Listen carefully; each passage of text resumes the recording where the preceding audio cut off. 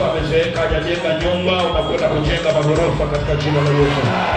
Natangaza kile kilichomzuia babako hakitakuzuia katika jina la Yesu. Nimesikia sauti ya mtu mmoja anayeshangilia, pokea ukombozi. Pokea kutoka katika jina la Yesu. Mshufu akawanisha. Pokea taarifa ya pili ya kuwa juu zaidi ya mtu mwingine kwenye familia katika jina la Yesu. Waliposema hautakao kufanya biashara, watakuona ukienda chini na Turuki na Amerika, ungeshangilia pokea katika jina la Yesu. Nilipokanyaga tu pale mlangoni, akaniambia, mwanangu, naona unalia sana. Nikamwambia ndio. Akaniambia, ila mimi nakuona damu yako ni chafu. Nilikuwa na maanisha nini? Yaani nililia sana niliposikia hivyo. Ulikuwa unamaanisha kwamba nina ugonjwa wa ukimwi, yaani HIV. Una HIV?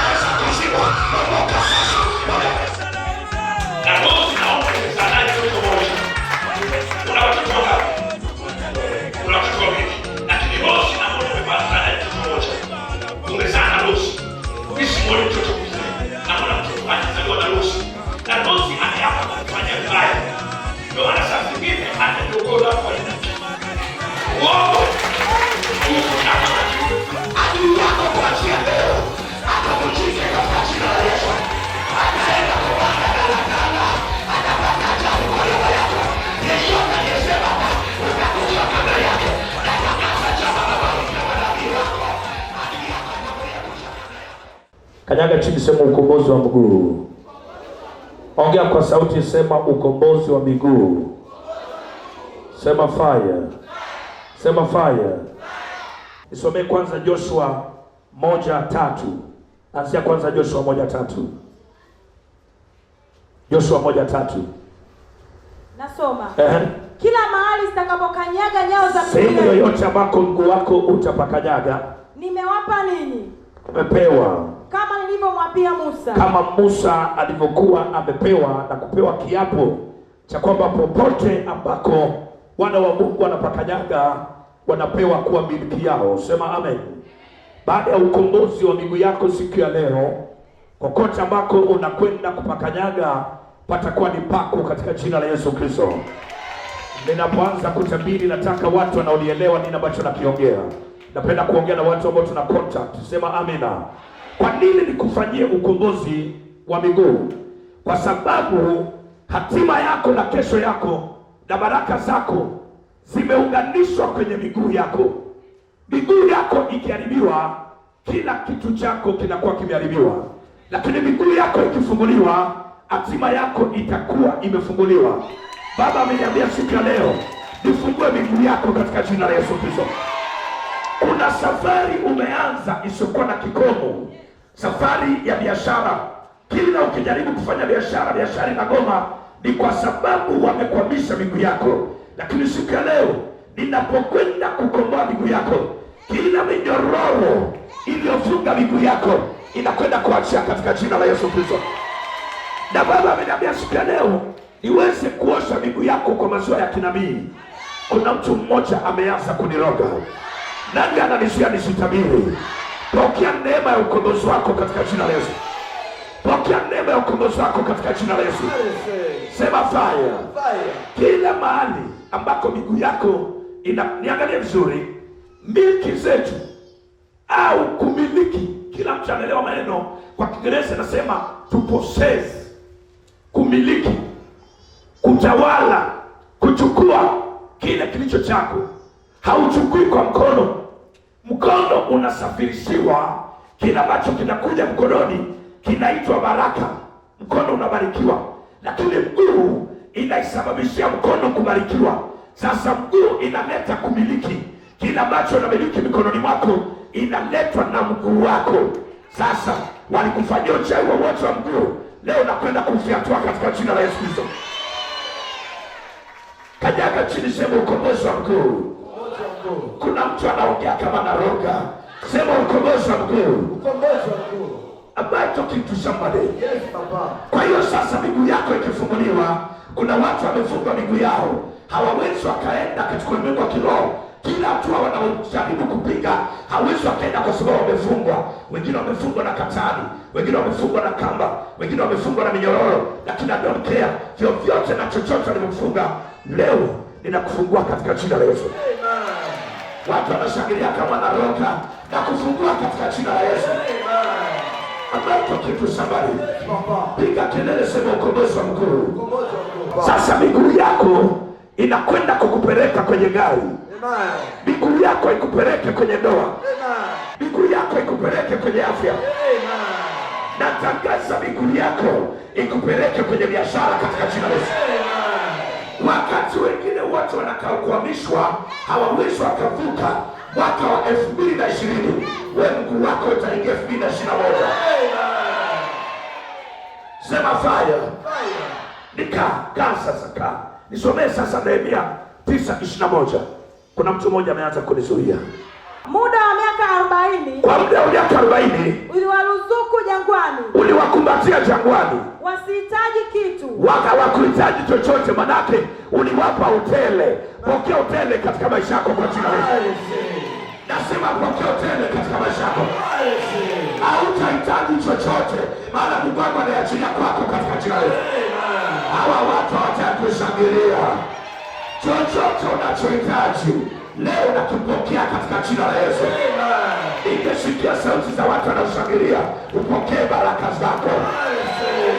Kanyaga chini, sema ukombozi wa mkuu. Ambaye kitu somebody. Endelea kusoma. Nguo zao hazikuchakaa. Nguo zao hazikuchakaa. Wala miguu yao haikuvimba. Kanyaga chini, kuanzia leo miguu yangu haitavurika. Ongea kwa sauti, sema kuanzia leo nitakanyaga uchawi. Uchawi utafyatuka, wakamata na watoto wao. Kokote nitakakokanyaga patabarikiwa. Kama kuna mgonjwa atapona kabla hajaombewa. Ongea kwenda kumiliki katika jina la Yesu. Anasema wala miguu yao haikuvimba. Kuanzia siku ya leo natangaza baraka zako hazitakwama. Biashara yako haitakwamishwa. Ndoa yako haitakwamishwa. Watoto wanabishi naipa, pokea hiyo baraka katika jina la Yesu. Nataka chini, sema ukombozi wa mkuu. Ambaye kitu sabani. Ninapoandaa miguu yako, Zaburi ya 56 na mstari wa 6. Kuna mtu mmoja ameanza kukuroga. Nani anazuia baraka zako? Usiseme fire kama mgonjwa wa corona. Sema fire kama mtabangi. Sema fire. Sema fire. Soma Zaburi ya 56:6. Nasoma. Hukutanika hujificha. Wanakunika na kujificha. Kuziangalia nyayo zangu. Wanaangalia mkuu wako. Kwa kuwa wameniotea nafsi. Kwa kuwa wamekamata nafsi yako. Huwezi ukafanya biashara kwa kuwa wamekutana kwa siri, wakakamata miguu yako. Wakikamata miguu yako, wamekamata nafsi yako. Aliyekamata nafsi yako amekamata gari yako, amekamata nyumba yako. Leo nakomboa nafsi yako. Sema fire. Na kokote walikokutana kwa siri wakaotea miguu yako, leo na watawanyisha kwa moto. Moto kitu sababu. Pokea ukombozi wa miguu yako. Baada ya kukufanyia ukombozi wa mguu, utaenda sehemu watu wanafanya biashara, wengine watauza, wewe utauza katika jina la Yesu. Baada ya kukufanyia ukombozi wa miguu, utaenda kwenye sherehe, wanawake wengine wote wataonekana, wewe utachumba na ule kisha katika jina la Yesu. Ambacho kitu sabari. Baada ya kukukomboa miguu yako siku ya leo na kukuosha kwa maziwa ya kinabii, maziwa ni Kanaani, ingia kwenye hadi yako. Maziwa ni hadi, ingia kwenye hadi yako. Maziwa ni baraka, ingia kwenye baraka zako. Maziwa ni ndoa, ingia kwenye ndoa yako. Pokea baraka zako katika jina la Yesu. Kenda profesa.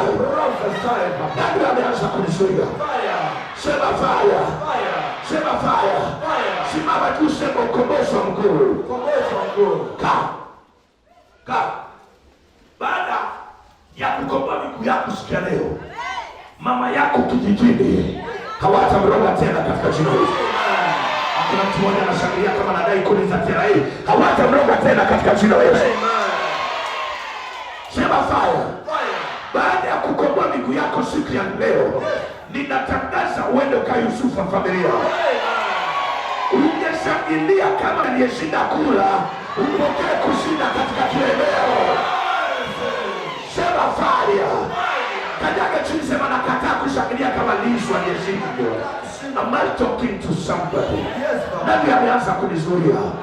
Pokea baraka zako katika jina la Yesu. Pokea neema yako katika jina la Yesu.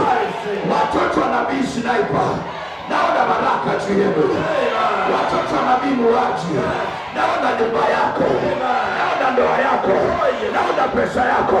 Naongea na udongo wa Tanzania kwa serikali ya awamu ya 5 kwa muda wa pili. Wewe udongo, uachie ndoa za wanako, katika biashara zetu, nenda ukafanikiwe. Piga kelele, sema maziwa ya kinabii.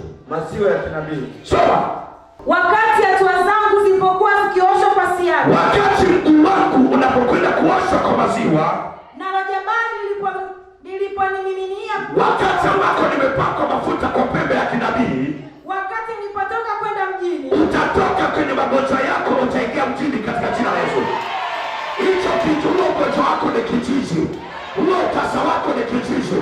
Anasema wakati nilipoosha miguu yangu kwa maziwa ya kinabii, na nitoka nikaingia mjini. Uingia kwenye biashara yako. Baada ya kuosha miguu yako maziwa ya kinabii, ingia kwenye ndoa yako, ingia kwenye kazi yako. Hawa watu watakushangilia. Ningekuwa unashangilia, pokea katika jina la Yesu. Sema fire. Wamekuweka katika kijiji cha mateso kuanzia siku ya leo na kuingiza mjini katika jina la Yesu. Kama out of that village unakwenda kufunguliwa kwa mamlaka ya mbingu. Nasema pokea baraka katika jina la Yesu. I'm not talking to somebody. Piga kelele, sema maziwa ya kinabii. Unapokwenda kuosha maziwa yako kwa miguu yako kwa maziwa ya kinabii leo, unatoka kwenye mateso yako. Na kama maziwa yalivyo nyeupe, kila kitu kilichokuwa cheusi kwako kinageuka kuwa nyeupe katika jina la Yesu. Hilo unapokanyaga ukamiliki kwa mamlaka ya kinabii katika jina la Yesu. Hawa watu wanashangilia kama wanaroga. Pokea kwenda kumiliki katika jina la Yesu. Sema fire. Ambayo toki msabari. Wakati miguu yangu kanyaga chini, sema miguu yangu. Miguu yangu. Leo unaniingiza Kanaani. Am I talking to somebody? Yes, Papa. Look at me. Siku moja Tera ambaye alikuwa ni mganga wa kienyeji, baba yake na Ibrahimu, akatoka kwa ule wa Kanaani, anaenda Kanaani. Sema fire. Kelele, sema lazima niende Kanaani. Tera akatoka na Ibrahimu na Sara na Lutu, wameondoka kwenda Kanaani. Lakini Tera hakusahau kuvunja madhabahu za uchawi alikuwa nazo na za mababu zake, na hakusahau kukomboa miguu yake. Alipofika katikati ya Kanaani na ule Wakaldayo, sehemu panaitwa Harani, mara ghafla miguu yake ikakamatwa. Kila akijaribu kwenda hawezi kwenda. Aliondoka akiwa na miaka 75, alikufa akiwa na miaka 205. Kisha baba ameniambia nikutabirie leo, baba yako alijaribu kwenda akashindwa. Wewe hautakamatwa, nenda Kanaani katika jina la Yesu. Sema fire. Naona leo unaponywa kwa damu ya Yesu Kristo. Watu wamekuwa wanashangilia kwa uponyaji wako. Sema fire. Ambapo kimsomali. Yes, Papa. Baba yako alijaribu kwenda akazuiliwa njiani. Nimekuja kutangazia kama nabii wako, kile kilichomzuia mama yako hakitakuzuia katika jina la Yesu. Ungeongeza sauti, naona madhabahu zote zinafyatuka katika jina la Yesu. Soma. Waamuzi 5:25. Nasoma. Aliomba maji, naye akampa maziwa. Nisikilize vizuri. Kuanzia leo Mungu akupe zaidi ya kile ulichokiomba. Biblia inasema na tukuzwe yeye awezaye kufanya mambo makubwa zaidi ya yale tuliyoyaomba na kuyatamani na kuyasikia na kuyatamka. Pokea ndoa yako. Pokea nyumba yako. Sema fire. Naye aliomba maji akapewa maziwa. Baba unaniambia leo unapoosha miguu yako maziwa ya kinabii, unakwenda kupewa zaidi ya kile ulichokiomba. Ulitamani uponyaji tu wa ugonjwa ukimwi. Leo nakuponya ugonjwa ukimwi, alafu baada ya kukuponya na kuletea jemba Elsa kama Yesu. Sema amina. Sema fire. Sema fire. Chochote ulichokitamani leo nakiachilia kwako kwa maziwa ya kinabii. Ninapoosha miguu yako kwa maziwa ya kinabii, meno yako yakawe meupe kwa maziwa ya kinabii. Kuna mtu mmoja ameanza kuniroga. Nani ameanza kuzuia baraka zako? Gonge jirani yako, mwambie wewe ni wa baraka.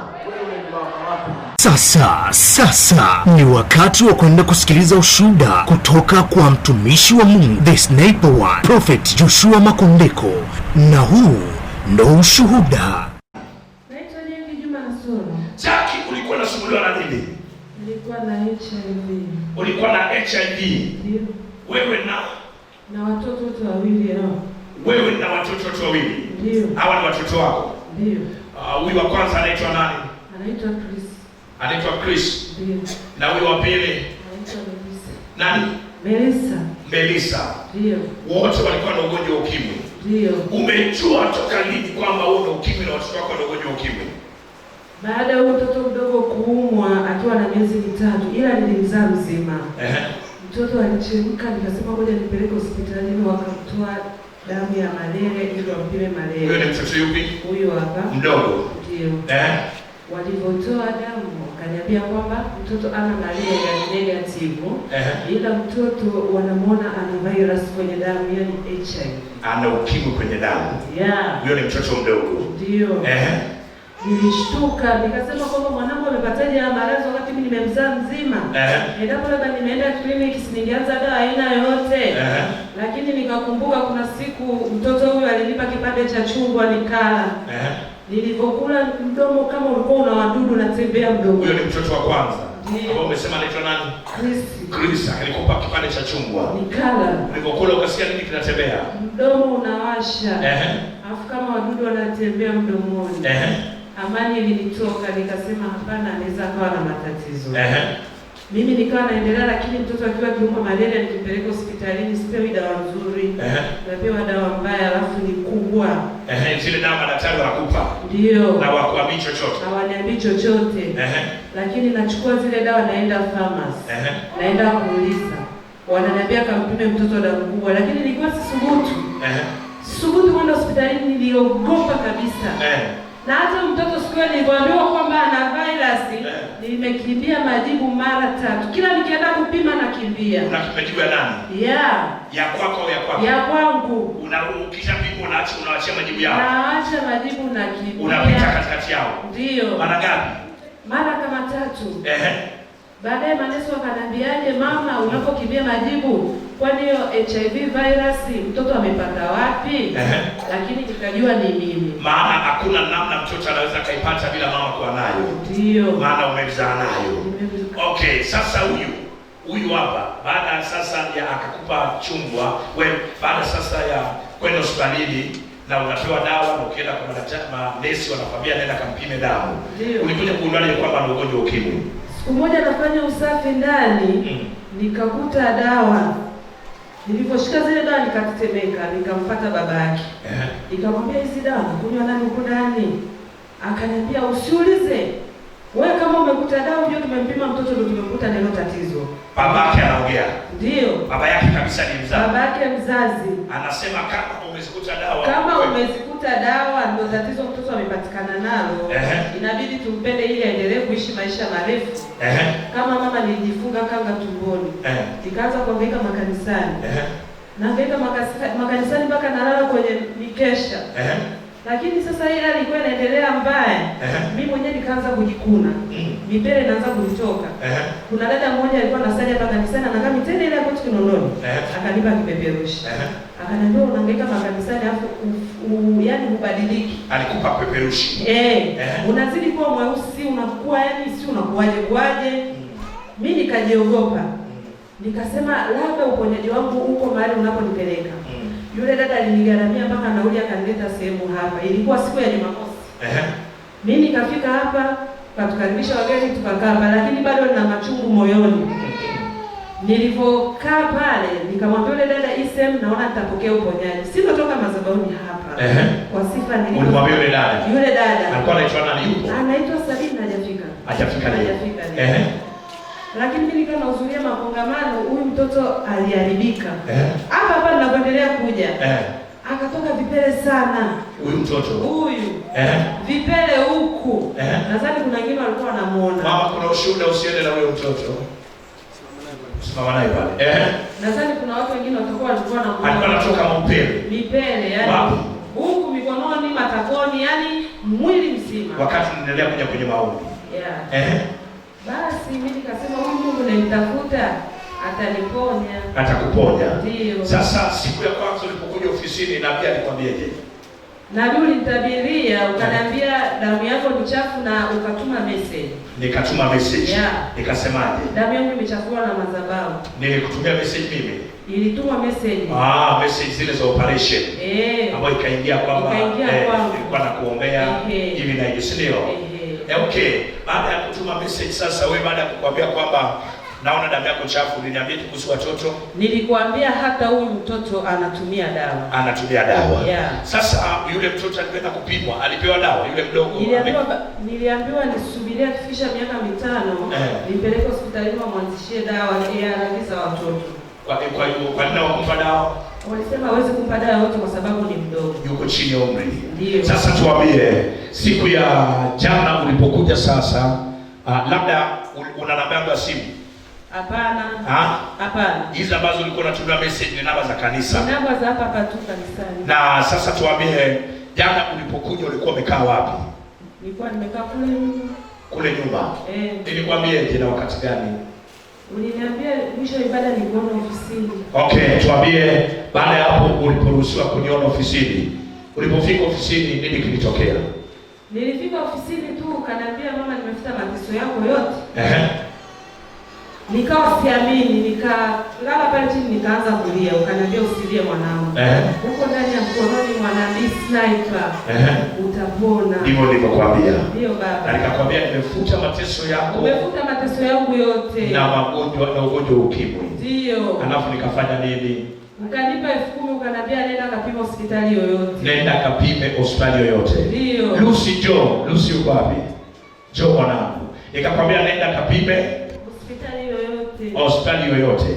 Sasa ulivotoka pale ndani baada ya kukwambia nimefuta mateso yako yote na nenda kapime hospitali yoyote, na ulielekea wapi na nani alienda na wewe?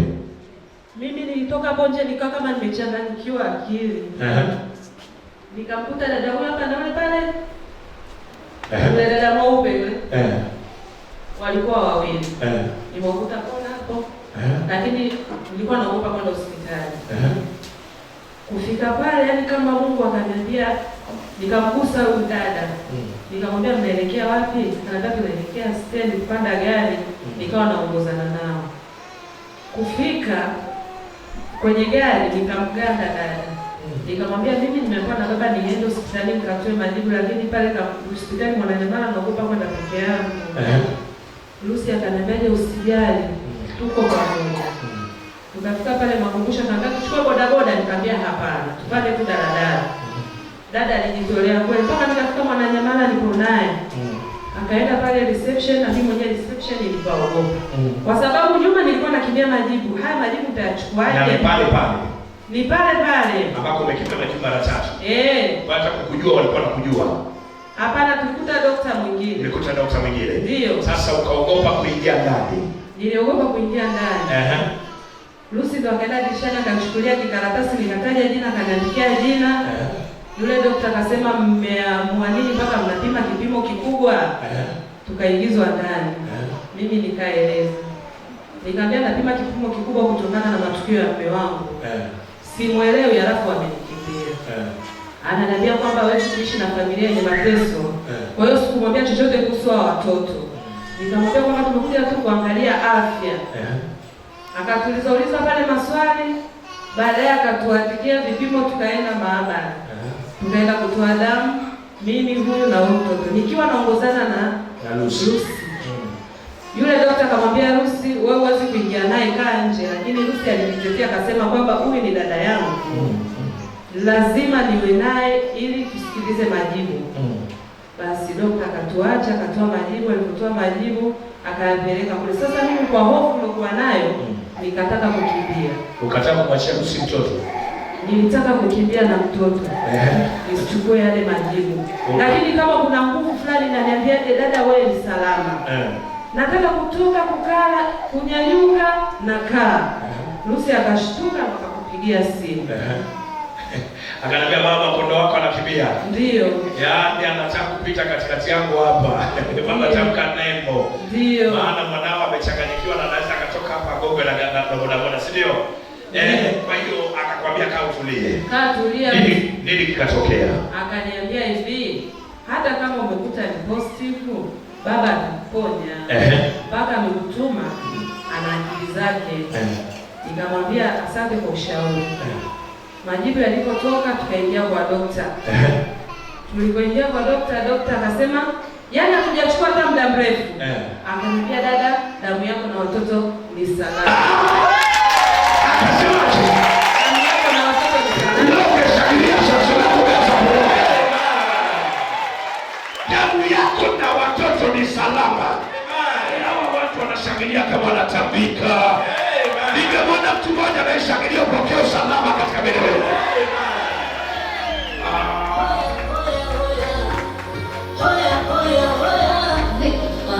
Nilichopata nikiomba walisema kitakwisha. Nikitoa shukrani hadharani wakasema najigamba. Hao binadamu walinipa wiki. Dokta alichanganyikiwa, akasema haiwezekani. Nikamwambia kwa nini haiwezekani? Ni Mungu tunayemtegemea sisi wanabii ndo katuponya. Mungu nani? Wanabii muuaji. Piga kelele, sema nabii muuaji. Nabii muuaji. Leo Mungu wangu aimbishe mazingira yako. Hautaingia majira mapya nayo mazingira katika jina la Yesu. Sema fire. Mungu tunayemtegemea wanabii muuaji ndio ametuponya. Akasemaje? Dokta akashangaa, kaenda kutoa mafaili kibao kayajaza pale. Naomba nimtafute Melissa kwenye faili kama ulishakuja kupima hapa. Nikamwambia nilikuja kupima na ushahidi kwenye daftari, sema daftari lake nimeliweka mbali. Lipo. Akaniambia mbona kwenye nani hapa attendance yake kama angekuwa amejazwa angekuwepo. Akaanza kutoa mafaili. Nikamwambia baba, usitupotezee muda. Nimeshapona. Nimeshapona. Usinicheleweshe. Ngoge ninataka beka mwambie usinikawilishe babu. Rebeka akasema hakuna haja kuweka vizingiti. Nimeshapata mume, niache niingie kwenye ndoa.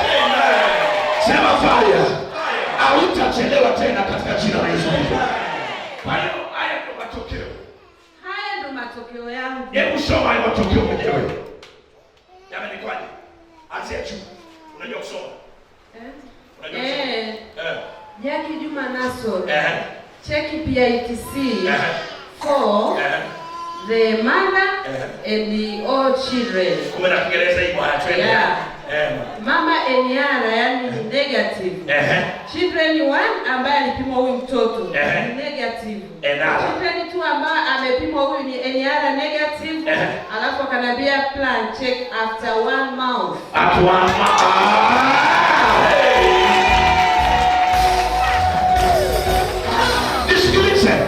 Kumbuka huyu mama alipoingia ofisini kwangu jana nikiwa na Bishop Yohana, alilia mpaka Bishop akabaki anashangaa. Ninyi mnaniangalia kama mnanidai. Sema amina. Amen. Hata nianza kunidai. Nani anaangalia na sura mbaya? Kajaga chini, sema nakataa kuchelewa. Nakataa kuchelewa. Unakumbuka baada ya kulia, baada ya kusema nimefuta ukimwi juu yako na mateso yako yote na watoto wako, nilifanya nini tukio la mwisho kabla sijakupa hela? Uliniambia njoo nikumbatie na jasho langu la kinabii. Alafu kafanya nini? Nikumbatia. Piga kelele, sema jasho la kinabii. Alikumbatia kwa anania. Mungu aliniambia huyu mama moyo wake umechoka, na kumbuka Mungu aliniambia muite ndani. Na juzi usiku nikiwa na waombea, Mungu akaniambia mbona huyu mwanamke nilimleta kwako umponye, kwa nini haujamponya? Hilo ndio swali Mungu aliniuliza juzi. Na nilipokuwa hapa nikampiga macho, Mungu akaniambia mwite ndani babu, sema amina. Amen. Mwite ndani alafu mwambie nimefuta. Amen. Na kama unakumbuka deliverance, wakati wa deliverance, jinsi huyu mama ninamfanyia deliverance hapa kwa nguvu ambayo hajawahi kutokea. Mnakumbuka gani? Amen. Aliyemchomekea mateso leo namrudisha katika jina la Yesu. Ilikuja kwa njia ya bahari, itairudisha haraka kwa njia ya ndege. Amen. Ilikuja kwa njia ya barabara, inairudisha kwa njia ya ndege ya kiroho. Sema fire. I'm talking to somebody. Naomba mtu mmoja hapa. Nikamwambia njoo, Mungu akaniambia mkumbatie kabla niondoka. Kumbatie, nikamkumbatia, anambia kifuani kwangu. Nikamwambia muamini Mungu wa sniper. Tayari umeshakuponya. Nikamwambia nenda kapime, chukua na ile hapa. Kibia lako kapime sasa hivi. Na Mungu akaniambia watoto wana njaa. Lakini sikuwa naenda kuumpa kwa ajili ya watoto. Ila Mungu nilikuwa natamani, nikawaza namwambia usienda sehemu ya bure mwili watu watoto wao wakale. Lakini Mungu akampa 10,000 mwambia aenda kafanye nini? Akapime. Sema fire. Leo wataenda kucheki mazingira yako. Watakutana na sniper amefuta katika jina la Yesu. Sema fire. Sema fire. Hebu tuambie wewe ndio unaenda na huyu mama. Wewe ndio unaenda naye? Ndio nabii. Alikuwa na hali gani? Tulikutana naye barabarani, alikuwa haipo vizuri. Mimi na Juli tukamtia moyo. Tukamwambia usiwaze wala usijali. Madam baba amekuambia nenda, unajua hapo kuna ukombozi, utakuwa umepona. Sawa. Akaniambia nenda wapi? Nikamwambia mimi naelekea makumbusho. Tuende tupande daladala basi na watoto mkusaidie. Kwa hiyo tukapanda daladala. Baada ya kufika makumbusho, huyu dada akaa ameniganda. Akanambia ni sikuachii mpaka unipeleke hospitali. Mimi sijui hapo hospitali. Nikamwambia sawa. Tuchukue bodaboda, akakataa. Akanambia tupande tu daladala. Kwa hiyo tukapanda daladala, tukafika mpaka Mwananyamala pale hospitali. Tulipofika, huyu akaa bado ana uoga. Akanambia nenda basi reception. Nikaenda. Kwa hiyo anambia njoo, anambia kuwa na amani, weka hapo tulia. Nitajie majina, yani mpaka kama mchanganyikiwa majina hajui kutaja. Mpaka umini nikabidi nitaje umini wangu. Basi tukamaliza, nikamtafuta dokta, tukaingia chumba namba 9. Dokta akataka kunitoa nje, huyo akakataa. Akasema huyu dada yangu anakaa hapa ananisikilizia majibu yangu. Akatuoji maswali, tukamjibu ipasavyo. Tukaambia tumeamua kupima kwa sababu baba mwenye watoto anataka kumtelekeza dada yangu. Kwa hiyo akapima majibu, akatuandikia karatasi, tukaenda kwa dokta. Yule dokta akule tena kuchoma sindano akanitoa nje, nikakataa, nikamwambia siwezi kutoka nje huyu dada yangu. Nikasimama pale, akatoa damu watu wote tukakaa. Sasa pale unajua moyo kama pressure. Anataka kuondoka, akaona ninang'aniza nimchukue huyu mtoto. Pale nikahisi kuchanganyikiwa sasa. Anataka kuondoka. Bado matokeo. Nikasema Mungu wangu leo nitafanyaje? Lakini akili nikanijia na namba ya baba. Ngoja nimpigie baba. Ndio nikakupigia baba. Nikakueleza kuna dada mmoja nimemtoa hapo kanisani ameniomba baba. Ukanambia haina shida, Mungu atawafunika na Mungu atawasimamia. Subirini majibu alafu utanipigia simu. Kwa hiyo nikakaa kama dakika 5, dada anataka kuondoka. Mtoto anatambaa kule anamuacha hapana. Nikamvuta nikamwambia naomba ukae hapa kwenye kiti. Kuwa na amani. Lolote litakalokupata Mungu anabii sniper atakusimamia. Nikamshika kanambia dada yangu naomba uniombee. Maka alikuwa kama amechanganyikiwa. Nikamshika yeye na watoto wake nikamwambia Mungu wa nabii sniper, naomba usimamie huyu dada na watoto wake, majibu yatoke salama. Akasema amina. Kama amepiga magoti. Kidogo akamshika mwanangu. Anasema mwanangu tutakuta salama. Nikachanganyikiwa mpaka anamwambia anamwambia Shamsa, mwanangu tutakuta salama wala hata usiwazi. Pale ndio nilizidi kuchanganyikiwa sasa. Akasema Mungu anabii sniper na imani utasimamia na majibu atatoka salama. Kwa hiyo dakika 5 yule daktari akanipa karatasi. Yule daktari alinipa tu karatasi nikajua hapa majibu yako salama. Kama angekuwa sio salama singetupa karatasi, tungeitwa moja kwa moja wapi? Kwa ule daktari. Nikakupigia tena simu. Nikamwambia baba majibu yameandikwa hivi hivi. Ukaniambia hapo hamna kitu. Nikasema asante Mungu. Hujabeba ndiko NR. Nikakwambia. Basi Kidogo tukaingia kwa daktari Zamoti. Ulipofika daktari hata tukukaa sana kutoji maswali, akasema majibu yenu yametoka salama. Huyu dada alisema kuchanganyikiwa, alitembea kule hospitali kote kwa daktari, anapiga magoti, anamng'ang'ania ule daktari mikono. Anamwambia Mungu wa Nabii Sniper, Mungu wa Makondeko ameniponyesha. Ule daktari anabidi ashangae. Ambia ni kweli, maana wote tulichanganyikiwa, hata mimi nilichanganyikiwa. Nikamwambia Mungu wa Nabii Sniper amemponyesha huyu dada. Mnasali wapi? Tukamwambia tunasali Ubungo Riverside. Unaona muujiza unapotangaza mwana. Na wewe uende ukatangaze Nabii Sniper. Sema fire. Tukamwambia tunasali Riverside kwa Joshua Makondeko, nabii muuaji. Kaka ukamwambia kwanza wewe unasali wapi? Mimi ni Mkristo. Nikamwambia basi nakaribisha kanisani kwetu. Basi yule kaka akasema, yaani siamini. Yule kaka anataka kuleta mafaili. Nikamwambia kaka unatuchelewesha. Hapa Mungu kashafuta mpaka kwenye faili utatafuta hadi kesho. Nabii Sniper kashafuta. Basi kutoka pale tuna amani, tuna furaha. Wakalipigia simu sasa tunashangilia. Kupigia simu tuna pale kwa ule daktari. Ule daktari anakupigia simu. Yaani ule daktari alibidi atuachie vile chumba. Kwa furaha tulikuwa tunayo. Kuna fujo ndani. Kuna fujo kule tumeatupa. Mungu na Sniper anafuta. Sema fire. Baada ya kumwambia nimefuta. Wewe usiweke question kwa Mungu. Amen. Usiweke nini? Na naweza kama nakula tumbo wa fire. Nasema usiweke nini? Question. Piga kelele. Sema Nabii Sniper.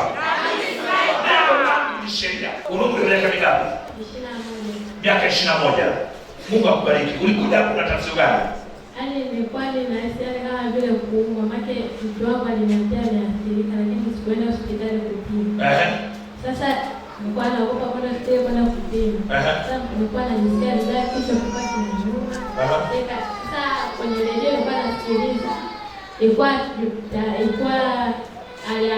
Alhamisi juzi. Nilikuwa nasikiza kwenye redio. Sasa nikasikia Nabii Makondeko anaponya. Sasa ikanibidi nije Ijumaa nikaulizia watu mpaka nikafika hapa.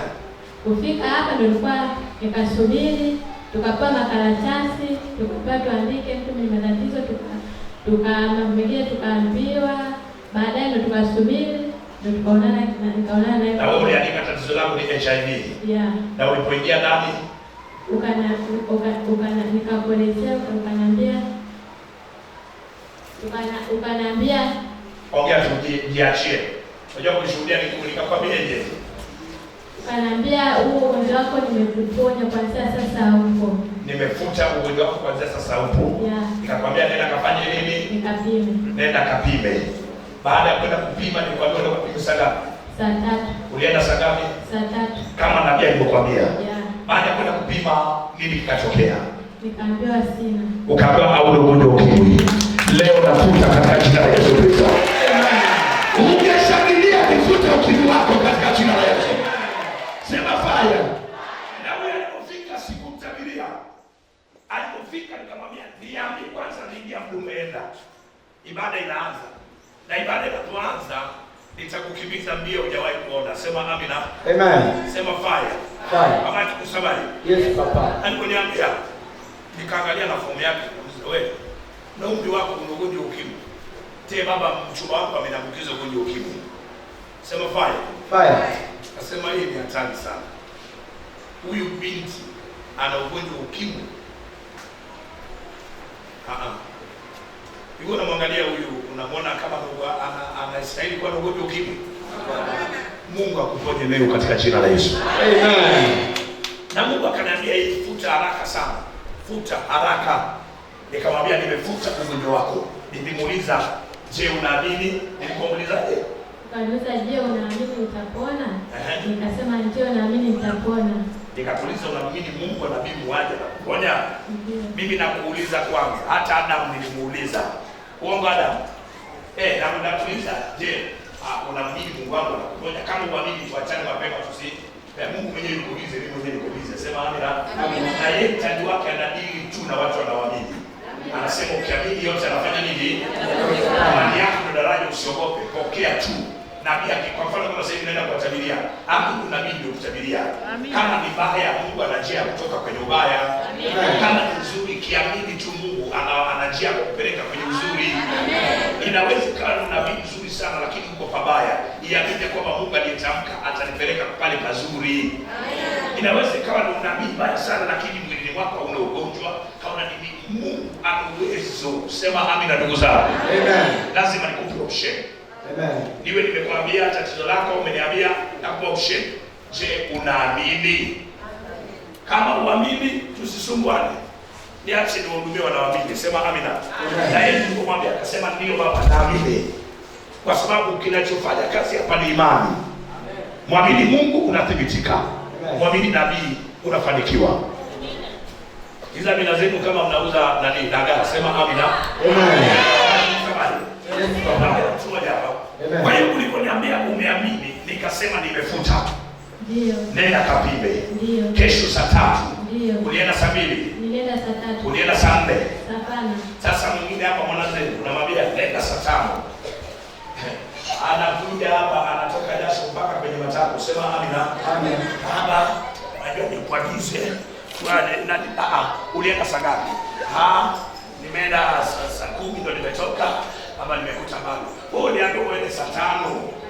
Wingu la kinabilo kwenye nikuku saa ngapi? Saa 5. Malaika walikuku saa ngapi? Saa 5. Hiyo saa 10 ni ya kwako. Sio ya kinabii. Na hii inatokea kwa sababu malaika kuna saa yake anatokea kutibua. Hati wangu muda wote.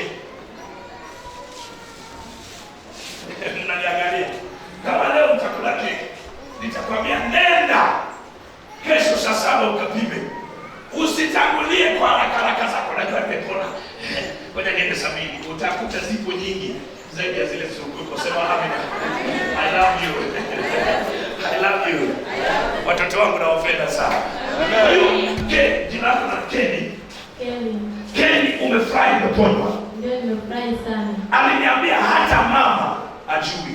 Nilimuuliza mama anajua, maana kwa umri wake inabidi kulindwa. Sema amina. Sema fire. Nikamuuliza je, mama anajua? Akaniambia mama ajui. Kabisa nani anajua? Ni mimi tu na rafiki yangu. Niambia na rafiki zako. Hapana. Ukuniambia tena rafiki. Ni wewe tu ulikuwa unajua. Manaka anaifia moyoni.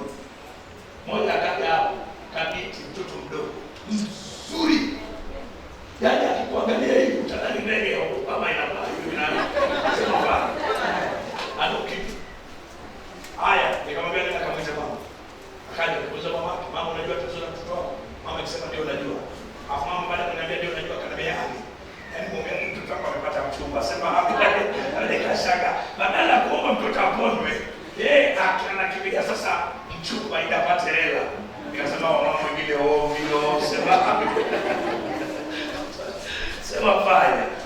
Nipatisha maneno, sema mimi Kenny Joseph. Kenny Joseph. Nilikuwa na ugonjwa ukimwi. Nilikuwa na ugonjwa ukimwi. Niliyourithi na kupata. Niliyourithi na kupata. Kutoka kwa mume wangu nilikuwa naishi naye. Kutoka kwa mume wangu nilikuwa naishi naye. Lakini baada ya kuja kwa nabii Muhaji. Kutoka kuja kwa nabii wangu nabii Muhaji. Baada ya kuja kwa nabii Muhaji.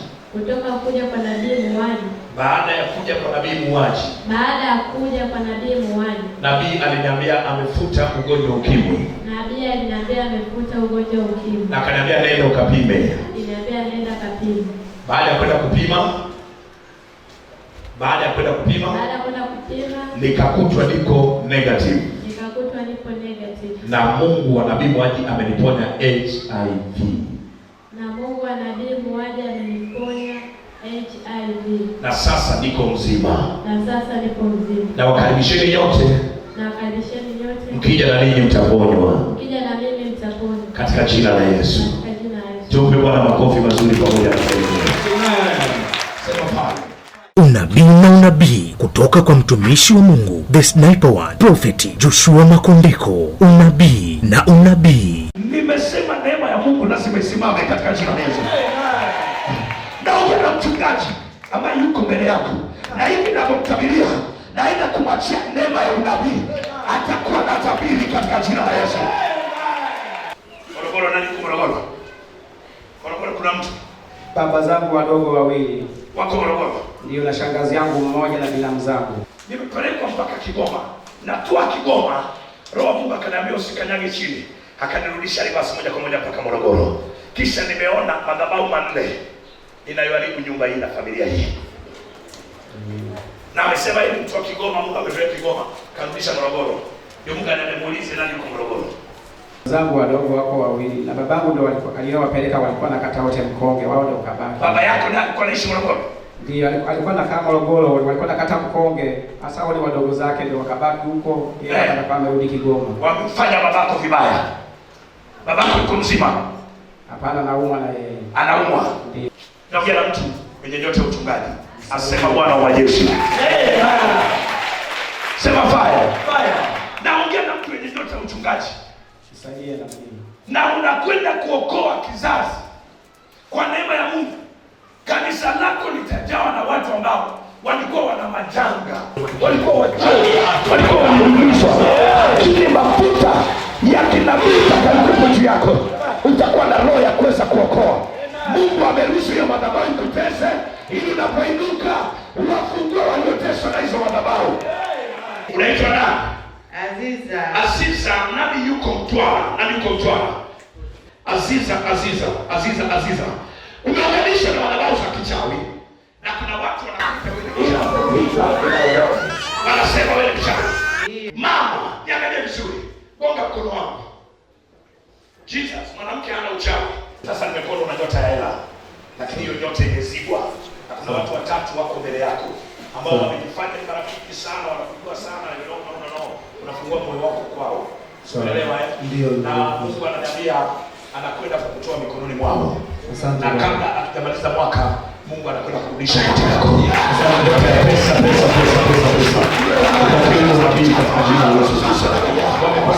Ili uweze kufa, lakini Mungu ananiambia aondoe roho ya kifo juu yako. Umeelewa vizuri eh? Hii Desemba usingeweza kuimaliza, lakini sasa wote waliotaka kukumaliza na kwenda kumaliza. Halafu unakwenda kufanya biashara na utaenjoy maisha yako. Baraka ziwe juu yako na wanaume wote waliotesa maisha yako. Baba anakwenda kuadhibu, halafu anakwenda kukupa mwanaume ambaye atakupa raha katika maisha yako kwa jina la Yesu Kristo.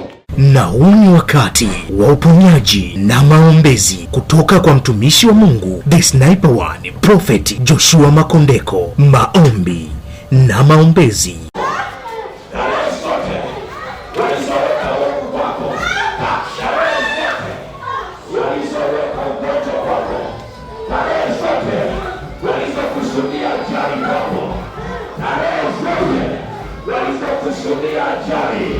Walizokusudia kansa, walizokusudia umasikini, walizokusudia kuibiwa, tarehe zote zinafutika leo, zimefutwa leo, zimefutwa leo.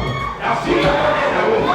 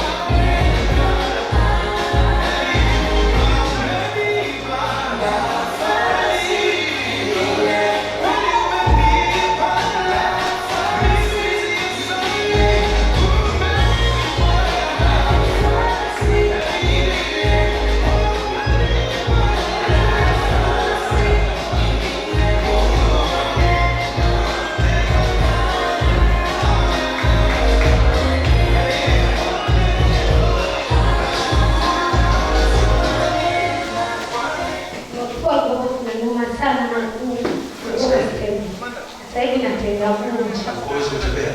Anakimbia kwa kimbia.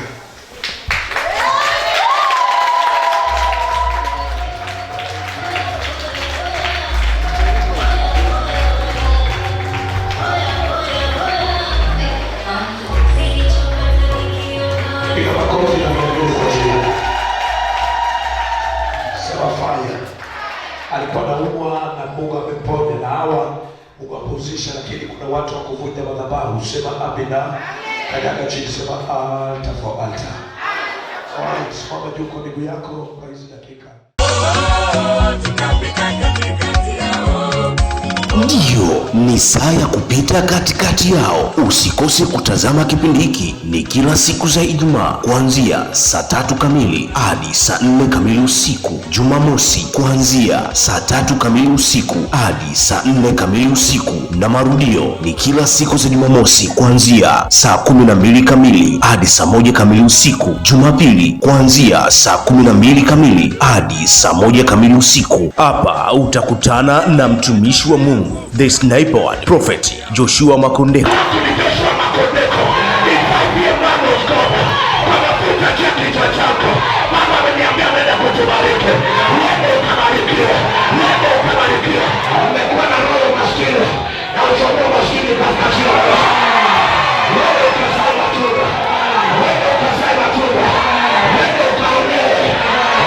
Akikuletea mafundisho mbalimbali ya neno la Mungu, viwete wakitembea.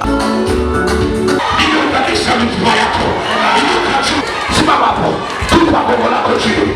Tembea uje katika jina la Yesu.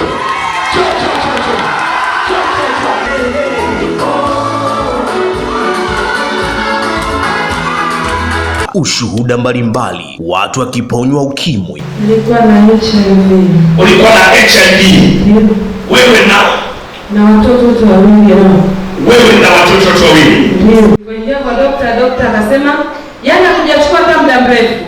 Akanipia, "Dada, damu yako na watoto ni salama." Unabii, uponyaji na maombezi. 1, 2, 3, 4, 5. Una watoto wangapi? 5.